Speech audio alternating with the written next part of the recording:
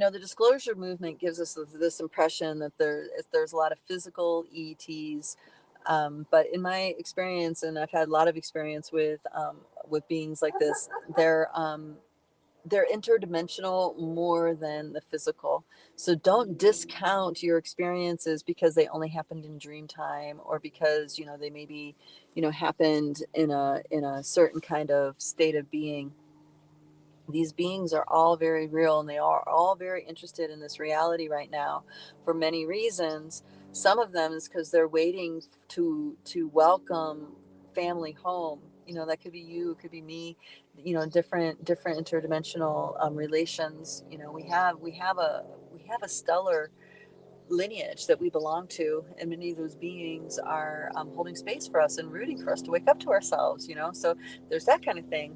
But then there's also other kinds of influences, and the reason why I want to bring that up was because, hold on a second, it just totally left.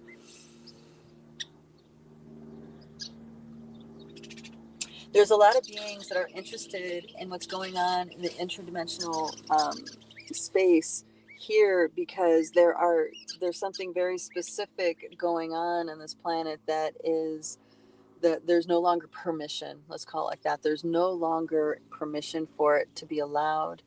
And when I'm talking about permission, I'm talking about these outer nesting dolls. There's guardians that are, let's say, they're guardians of certain nesting dolls of reality, and they are kind of in charge. They decide what can and cannot happen as a space holder, as a guardian.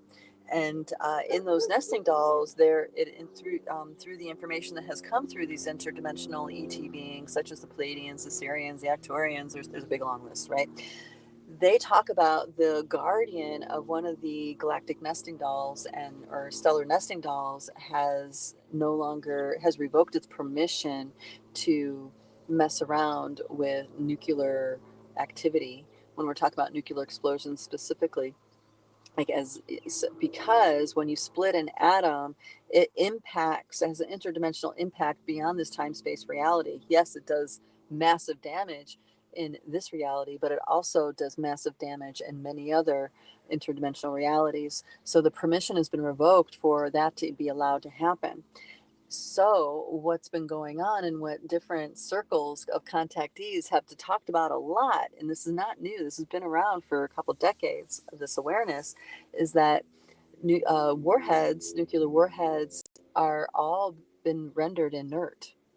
None of them, that capacity is no longer available to humanity to inflict upon each other, or any other ET being to inflict upon each other within this reality. So I say that to you guys, and I think it might have been premature to put it in that way, but I ran out of time, so I just wanted to drop it. Is that there's a lot of interdimensional activity right now steering us in a direction of waking up. Yes, there's going to be pain. Yes, there's going to be turmoil. Yes, there's going to be suffering. Yes, all that's all that's in the card for us, because it's our personal relationship to change and shifting and all that. That's all true. And the bigger picture is to reawaken the human biosuit so it can be an appropriate vessel for more capacity of our infinite nature.